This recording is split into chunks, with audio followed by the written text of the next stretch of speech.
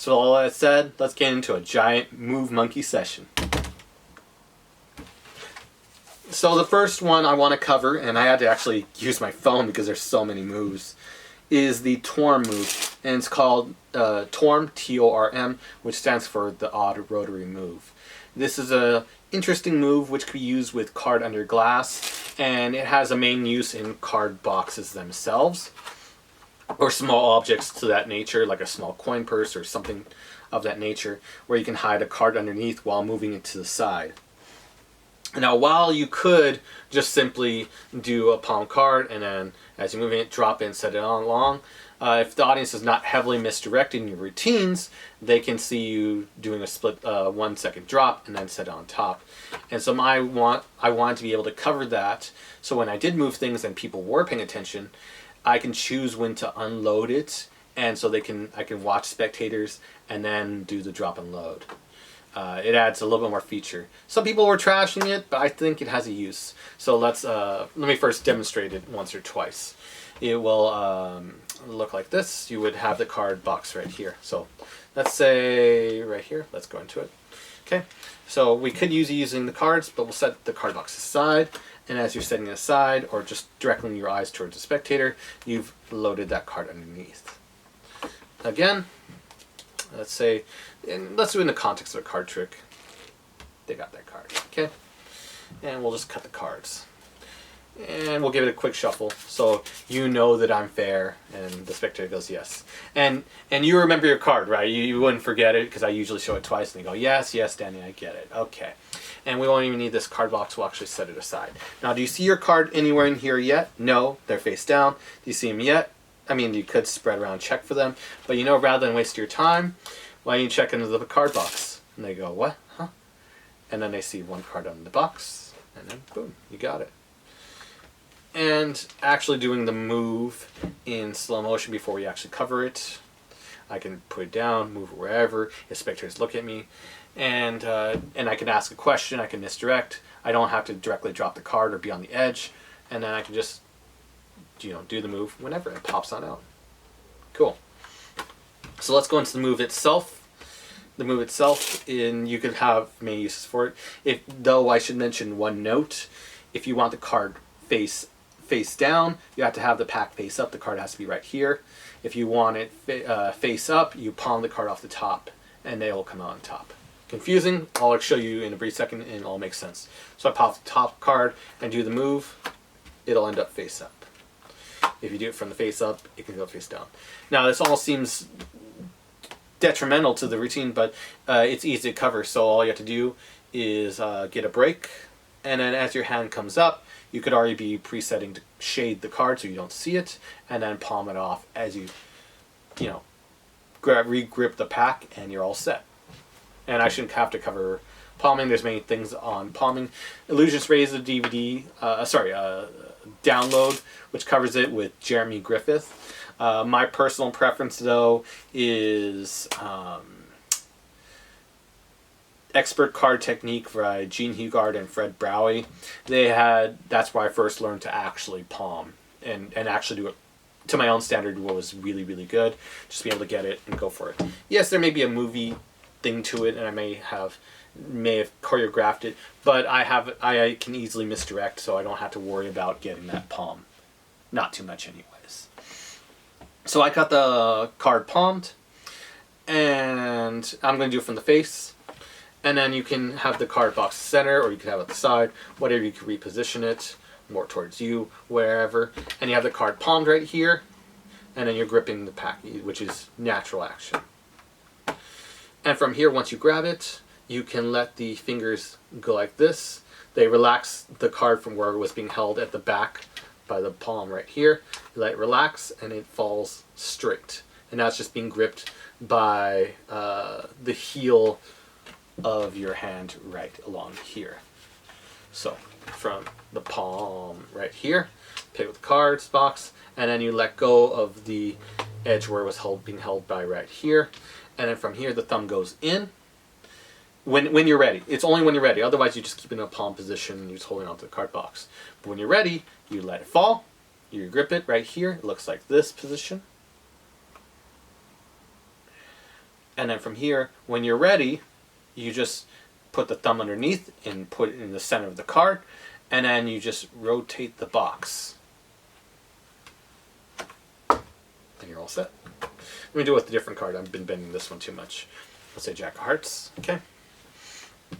We get the card, and we can readjust to wherever we set. Let's say we set it closer to them, and then we have it right here. Thumb comes in the center, and then we rotate the whole box, and we set it down. It's just a cool little move I like to do, and if I want to do a little card under box that's reliable, the move, it's reliable for that. And so you can use it as you may. That is the T.O.R.M, or the odd rotary move. On to the next one is the Cull Cut. It's just an idea for culling cards. Let's say you want cull the 4 aces, so ace of diamonds, ace of spades, ace of hearts, and the ace of, well, clubs, whatever. After you cull them, you can go backwards towards the center, and you can just, no aces near the top, no there, and let's just cut the cards wherever. And in this haphazard action, you're doing a cut, you've actually, where it seems like you're being fair, you're actually controlling the aces to the top. Let's actually go over this. So we cull the aces. You can just show they're in different positions. Ace of clubs, ace of hearts, ace of spades, and the ace of diamonds. And then you cull the cards, and you can display the cards like so. And then you can do the casual, like haphazard cut, or do cuts, whatever. And in this haphazard way of just making everything seem fair and copacetic, you've actually controlled all 4 aces to wherever you need to be. In this case, the top of the pack, which is really, really, really fascinating. And you have to be good at culling to do that, but with the advantage of doing it, I'll just do it with 2 cards to make it easier to understand. Ace of clubs and ace of spades. Okay. And just with the advantage of being able to do that, just being able to casually look through the cards, and then just giving this haphazard look to it that you just cutting the cards like this, it seems so fair, and yet you're still controlling at the same time. That is the Cull Cut. The next one is the Cull Switch, which is another very, very excellent move. And they say it has roots in Tommy Wonder, one guy said, but I don't believe it. I just want to go over it because this is another use for the Cull Switch, or the cull I've never seen before. Let's say you want to cull the 2 of hearts, or I'm going to do a cute little effect. This is a cute little effect, okay? I'll do a performance of it. Point to a card. The point to a card you think is the cutest one so far, and the spectator points to the 4 diamonds. Or, you know what, let's, for color contrast, let's choose the Queen of Spades. So they choose the Queen of Spades, and you think this is the cutest card of the pack, and normally people would agree. That could be the cutest card of the pack. But I think there's one that's just a little bit cuter. And if I give it a rub, you can actually see that's the 2 of hearts. And if we were to just do the move itself, let's say we do it for a random card. So let's say they point to any card, 9 of diamonds in this case. They can see it to the last second. You're right there. And that 9 diamonds is a pretty cool card, but if I give it a little rub, you could actually see that the ace of spades is just a little bit better. Or something of that nature, I don't know. I'm just creating it as I go along. But that's the Cull Switch. It's a very, very interesting, clean switch of a card. Let's go into it. Let's say we use ace of spades, okay? We play this the ace of spades wherever, or you can use any card you want to cull, but let's just say the ace of spades is a couple cards off from the top. We cull it, and you have to know culling, and in this video I will always endlessly suggest Roadrunner Cull by Kotsia Kimlot. Let's keep on going. They point to any card. Let's say for contrast they choose the 4 diamonds. So you already have the card riding along. The ace of spades which you culled is riding along. They choose the 4 diamonds. You clip the ace of spades right above the 4 diamonds in this position. Kind of like a reverse John Guasafaro Cull Force. So we got it right here. And you're in this position. Your thumb comes from here, swings and stretches on over to touch the 4 diamonds. And here's all the action that happens. You just pull the 4 diamonds into the pack as you turn the pack over, and you let that card fall. And what they think is a card, but is the ace of spades you switched out, and then you deal to the table. You could close this pack up to clean up, give it a rub, and it changes. It's a very, very simple change that I haven't been able to find a really good use for yet, outside of a simple transposition or direct change, and I want people to be able to use it and find a cool use for it. So here's what it looks like again. Ace of Spades, we cull it, then we take a random card, the 3 of Hearts, thumb puts pressure right here, push the card in as you turn it over. It looks so fair. So fair. One last time, just for fun. Ace of Spades, cull, random 6 of diamonds. Thumb pushes card in as you turn your hand over, and this card swings on over. And if you do it smoothly, not in slow motion, but smoothly like so, you got a cool little change. That is the Cull Switch, which Cullsia kind of wanted, but I'm releasing this publicly. The next is the Sidesteal Sandwich add-on, which looks like this. Let's get two, I don't know, let's get 2 5s. 2 5s are up above, and we come back to this in a moment. Okay. Then we have a card, Spectator Peek card. It's under the context of a peek. They peek a card. They're thinking of one. They got it. And so we say, yeah, we're going to use these 2 5s to do a card trick. And so there's the 5 of clubs and the 5 of spades. We give a wave over the pack. We got 1 card, and that is your peek card, the 10 diamonds.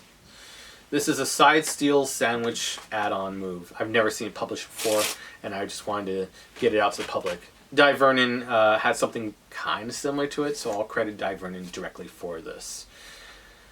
So as we go along with your forefinger doing a visual peek, they do this. And also Eddie Fector. Eddie Fector had some loose work on this, but not as direct as this.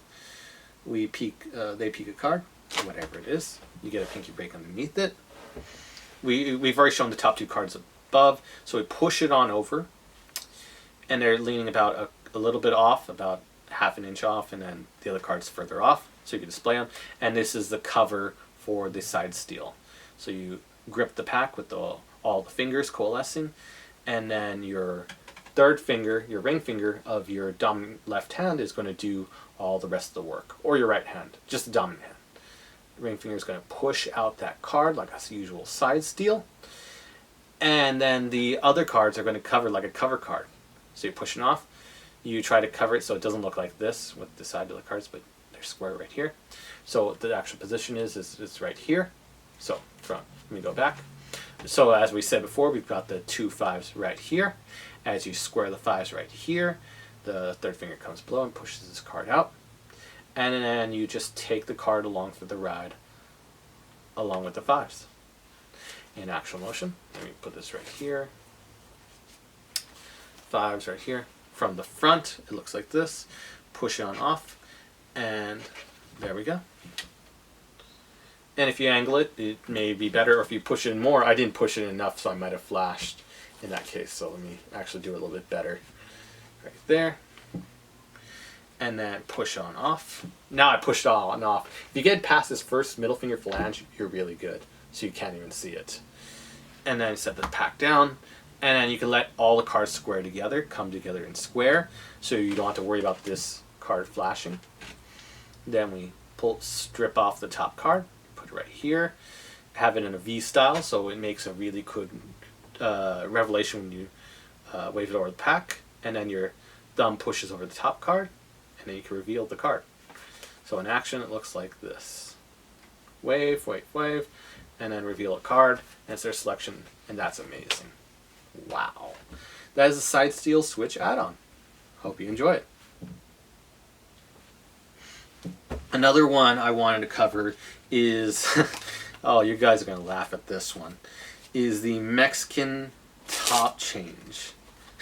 It's my combination of the Mexican turnover and the top change, and because I'm Mexican, this makes it even funnier. But this is the Mexican top change. Here's what it looks like in action. You predicted a card, or have a card prediction, sealed under there. Card selected, let's say it's this one. Good? Good. We do our usual moves, whatever you want to do to get that card to the top. Okay? Oh no, the card isn't on top or isn't on bottom. Oh, how do we find the card? Or maybe we shot off, did a weird hot shot cut, and we say, is this your card? No? Dang. Well, we have a prediction since the very beginning. Okay, if I may, and you could actually see this. Okay. And it was sealed there since the very beginning. What was the name of your card? And they name it, and then you can show it was, in fact, the 4 of clubs, which is pretty cool. And this move has a lot of uses. Maybe I flashed, maybe I didn't, but I do want to demonstrate again just for fun. So it looks like this. Top card is right here, 4 diamonds. And we pick up the card box. Hopefully that looked better. And then the 4 diamonds. I'm hoping it looks good. I'm going to edit this if it didn't look good.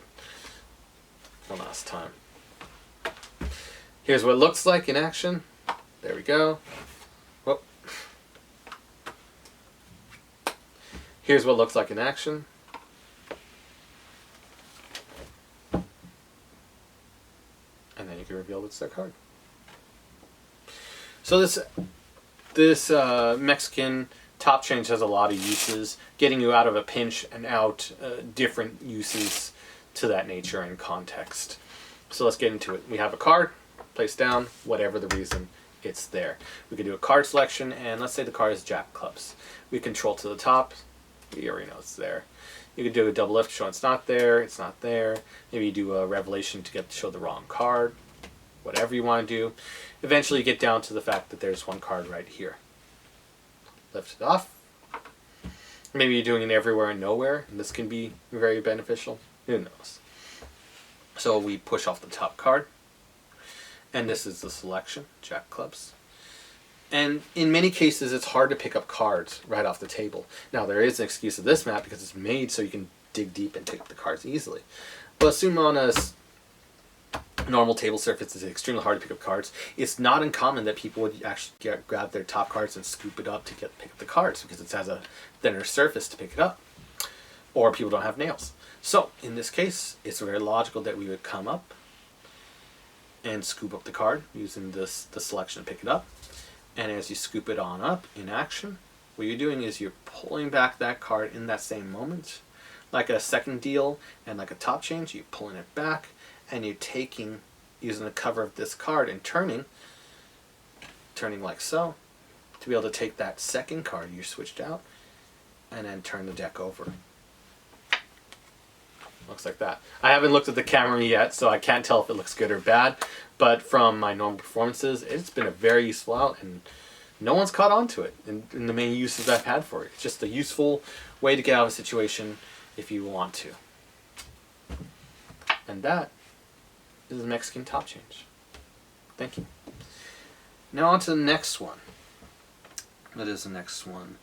Next one is the REVO shuffle. Oh, this is a terrible, terrible one.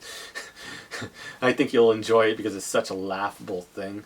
And for this, I'll actually demonstrate the usage of it directly by first color separating the cards into reds and blacks. The Joker will remain out for this context.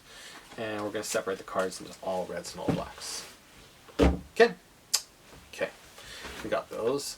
And then we're just going to do the shuffle directly. I've never seen anything like this shuffle, so let's have some fun with it. Let's do that. And it might have looked bad from the angle. I'll do it again. There was a cards that got stuck, so let me actually try this again. So don't you worry, we'll actually make sure we get it this time. And maybe again. We'll just do it again for fun. We'll do it again for fun. Looks like this. And we just go like that. There we go. That time it was perfect. One last time, just for fun. We already know the condition, but it's just so fun to be able to do this haphazardly, you know? And there you go. Not a single card is moved. And I enjoy teaching it to magicians just to blow their heads off as much as I love performing it. Hopefully look good in the camera. Hopefully. So what we're using is cover and shade to cover an otherwise hilarious move. So assuming that we have an order or stack we need to preserve and we need to do a table shuffle. I never do table shuffles, but in the case that I do this one, do a table shuffle, I do this one. to preserve an order, if I really ever have one. So we cut off about half the pack. Let's, for ease of context, just assume it's separated into all red and all black. Red is on top. Okay. So we cut the pack in about half. Doesn't matter where. We do the shuffle, letting the upper pack that was cut over start riffling off some cards first, and then we shuffle the rest like so. Okay, that's it. That's the first part. The second part is very, very laughable, and my favorite part. It's where you use the cover card to slide on over the shade. This will be the shade of the move, along with the four fingers. So the top card of this packet right here, which was ended up on top, is going to shade the top end so people can't see what's going on top end. And the first three fingers are going to cover right here, or they might be four right here. You can play around with it, whether it be three right here, the forefinger of the recessive hand being on top, or them both being right there. You can play around with it, see what works better for you. Anyways, in the case that you do this, so we've done the move, the shuffling it together, push it over, and then we have three fingers covering the hole right here of what's happening. And then you're going to be laughing. I'm going to do it with no cover. What we do is we just pull out the cards we shuffled in, and just have it go, like, secretly slide on top. And now it's like you unshuffled them, and then push everything together in a sloppy format, and it goes together. And no one questions it. Magicians, no one. It's fooled everyone. And magicians think it's a funny shuffle, or I'm doing a zero, but there's nothing. It's a laziest version. You can do this as a single shuffle, and they'll be wondering, how are you doing that zero with a single shuffle? And it's a REVO. So you do the shuffle again, top card comes over, and I'll reveal it one more time before doing it real a couple times. As we come together, as the shuffle, so it was shuffled beforehand. Let me reshuffle them. There we go. Top card comes over, and as you're turning these cards inwards to put, like you're pushing them in, you're actually stripping them out. So all the cards are separated, just covered by a top cover card. They're kind of sloppy, which creates the cover for it. The right hand packet, which is the upper half already of the pack from the beginning, comes on over, comes on top, and now you just push everything together in a sloppy format, and no one questions it, and no one can really see what's going on. So in action, it looks like this. And I'm going to just push them all together like so. It can be as haphazard as you want in the shuffle.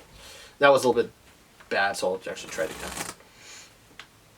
Here we go. And we'll get all of them together like so. The faster I do it, it seems like the more mishaps. So I'll actually do it slower. I think that might make it easier to make sure it gets along with, or away with the move. And it should look like that. It should look pretty dang clean.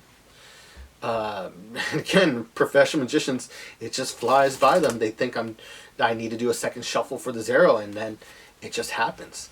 One tip I've noticed that makes it easier is as you shuffle them and you cover and then you lift, pull, strip them out, you lift them up extra high more than you need to, it'll make the move a lot easier.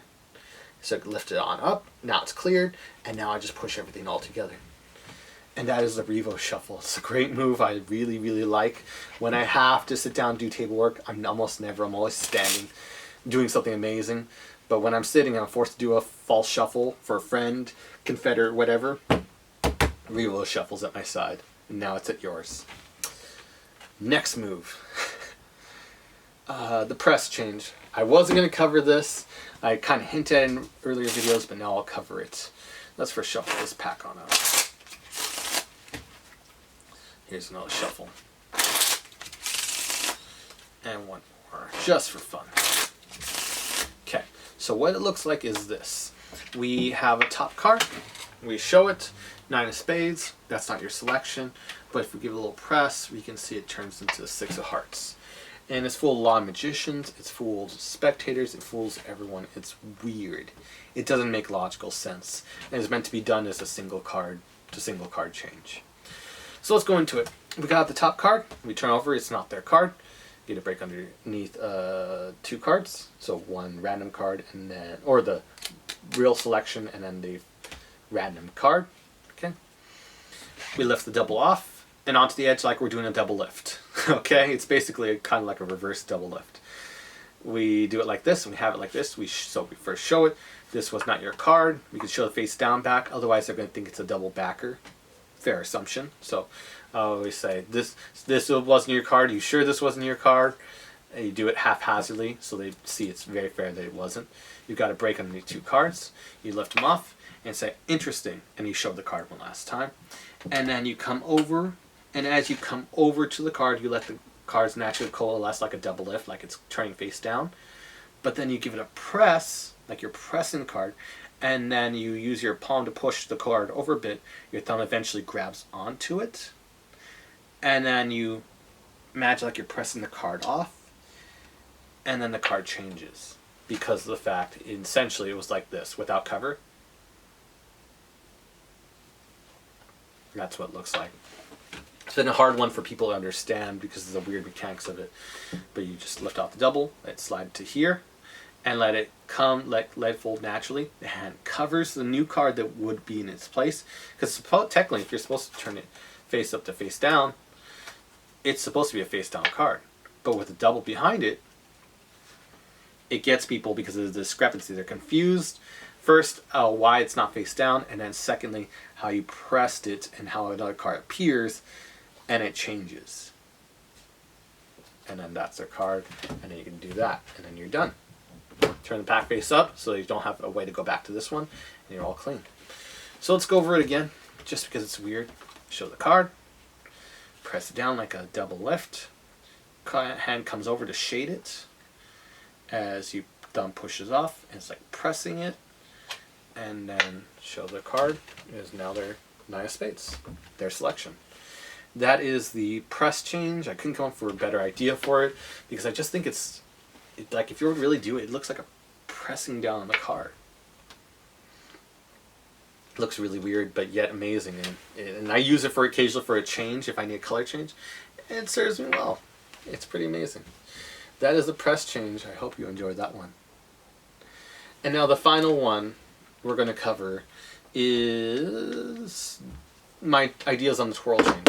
Now I have to be doing standing to do it, but I'll try my best to teach it while I'm sitting. I taught a couple instances of it earlier, but I'll just go over it one last time to make sure I covered all my extra moves in one session. So we turn up a card, 10 of spades, and then the other card we're going to change into is King of Hearts. Show it one last time. And we always make sure we show it front and back, again, because spectators will assume it's a double card. I've been called out on it so many times. So we showed 10 of spades. Then we got to break below the King of Hearts. Lift off with the recessive hand holding it by the middle finger and the thumb, respectively. You don't want it like this in reverse. You want it the other way. You'll see why in just a bit. If you try it out, you'll see why. So forefinger. So middle finger on the upper left, thumb on the lower right, and now you're set up for the twirl change. Twirl change, essentially, you just get the forefinger and you flip over the card. But that's not the amazing part. The amazing part is how you make it magical while you do it. So as you, again, as I taught in an earlier jam session, as you straighten out your hand, you can maybe do a fake gesture like this. You give it a fake wave. And then when you really are serious about doing it, your hand straightens out, fully extended, out of their frame of sight, or just the furthest. Sorry about that, camera error. But as I was saying, I see people who, when I do the change, they slowly come into acceptance of it, and they accept it more beautifully than if I just did this by Jay Sankey's version. Just doing this. You keep trying to keep in the frame, it doesn't look that great. I've seen him do it that way. It doesn't look great. And he did a preview trailer doing it that way. I think it's better if you just go out of frame, and then you do small gestures, and then it just looks like you magically changed out of nowhere. It's more beautiful that way. Drop table to table. You can show if you want, but people are just accept the card change because it's beautiful and seems moveless. It just changed, and people come to acceptance of it. It's a beautiful one. Anyways, before the camera dies, my name is Dan. Hope you enjoyed that Move Monkey session of all my moves, or all my extra moves I have. Hope you enjoyed it, and hope you have a good one. Thank you. I nearly forgot to include one last technique. It's called the Blair Technique, inspired by my friend Daniel Blair, who I promised would go visit when he had his first child. He did, and I invented a technique to bring to him to celebrate, and this was technique. Let's go into it. We can have the cards dribbled. The spectator can stop whenever they want, not a force. You can show the card, and as we put it back inside the pack and have the cards ready to be shuffled off by the spectator, we are very far ahead. Again, I'll do it one more time. Spectator can just stop whenever, or they can just put back the card and I can display it. Let's just say for the context, this card in this case, we display it, we put it back inside the pack, and as we square up everything and hand the cards out to be shuffled, we are very far ahead. And this is a very, very wonderful technique, and I can't believe it was nearly forgotten in this jam session. So let's get into it. So to get into this technique, we don't really need anything. It's just impromptu. It's a beautiful thing you could do on the offbeat or whenever you just want to fry magicians or whatever. We have the cards dribbled like a Kelly bottom palm. It's going to go basically like a Kelly bottom. It starts out the first half as a Kelly bottom. So we display the card. Our fingers are overhang, first, second finger, third, fourth, and the four fingers right here, just chilling. It could be alongside, whichever, doesn't really matter. And the thumb is just along the center of the back. We fold the card back. I think, yeah, we could do it either way, but I like it. I think it's better that we include the forefinger on the curled part right here. We use the other fingers to curl a card, the bottom card, and just move it and pop it out like so. Okay, this is the Kelly bottom placement, described in books by Di Vernon. Looks like so. He says it wasn't totally natural, but with the way we go about it, it looks very, very natural. So we show it, and we get into this position. Now this would be flashing right now, but in the context of the showing the card and it coming down, then we can pop it out and it's less visible. And if we're doing in a transit motion, it's even less visible. So as we come down, make sure we got the clearance. Then we do the Kelly bottom. As we put the pack together, the card that was shown goes to the bottom of the pack. So in flashing, it looks like this. Okay. And if you were to do just a Kelly bottom placement, just to control a card to the bottom, we would have the cards dribbled, we'd show the card, and then we pull it off. But if in actuality, when not flashing, it would look like this. And then we would put the Kelly bottom card, square everything up, and the card would be on bottom. You can do an overhand shuffle, and the card would remain on bottom. That's if you're doing a regular Kelly bottom placement move. But I wanted to make it further, and I wanted to use it as a palm, an easy to get into palm for my dominant hand. So this is what I came up with. There's just a little bit of differences to it. So we've done the Kelly bottom move right here. Here. We put the card back together so it's in this position. Now all you have to do is square it, and now you're in the Kelly bottom placement and you complete the technique. We're not going to do that. So we have it sticking about a quarter way out, I don't know if that's an inch, like 3/4 of an inch. And so is the card sticking out like so. So again, we have the Jack clubs, comes down, and then meets, I'm going to flash so you guys can see what's going on. We comes together, and then push it so it just squares along. So it's right here.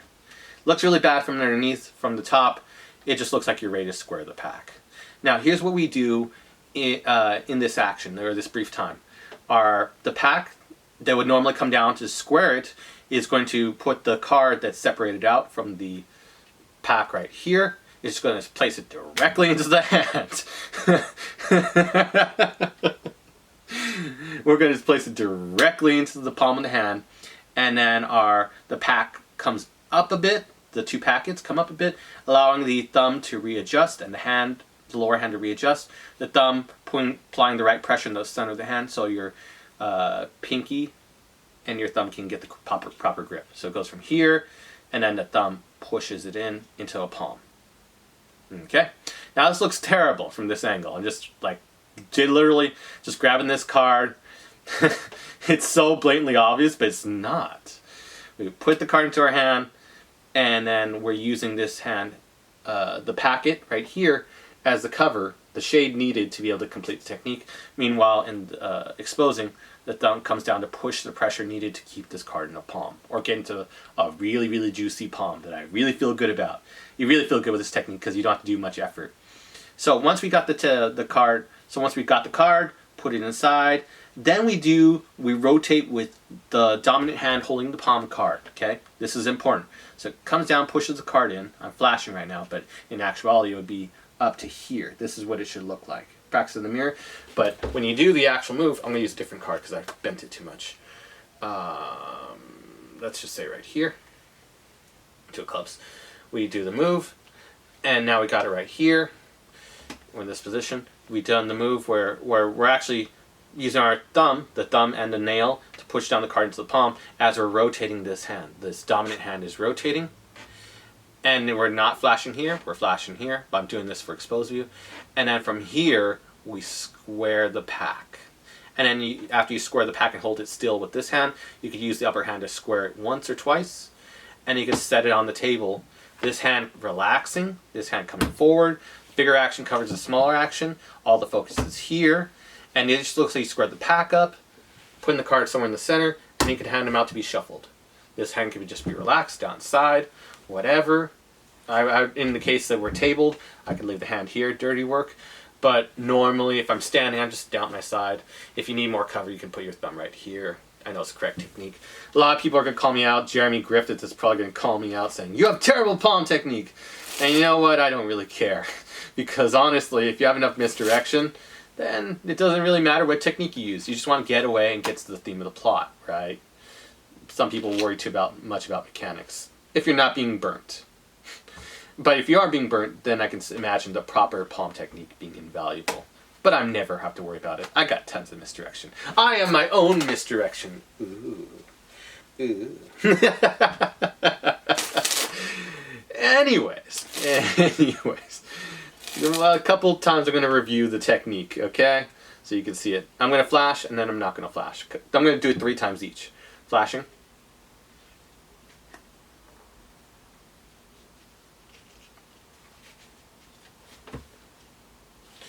That's 1, and then I'll just do it twice more, much faster now that you see what's going on. 2, and then 3. Let me do it 3rd time. I'll do it one last time flashing so you can see the work. You square the pack. It's such a natural gesture, and you've got the card. Now I'll do it not flashing in normal view. Card dribbled. Could be done this way, or you can literally have the card put back and then show it one last time as you do the move. If you want to do it outside of just a card selection, you could do it as a placement to control the card. I'll do it without flashing. There we go. And that's what it looks like. Keeping your fingers so they don't give windows, and bam, you've got it. So that is the Blair technique.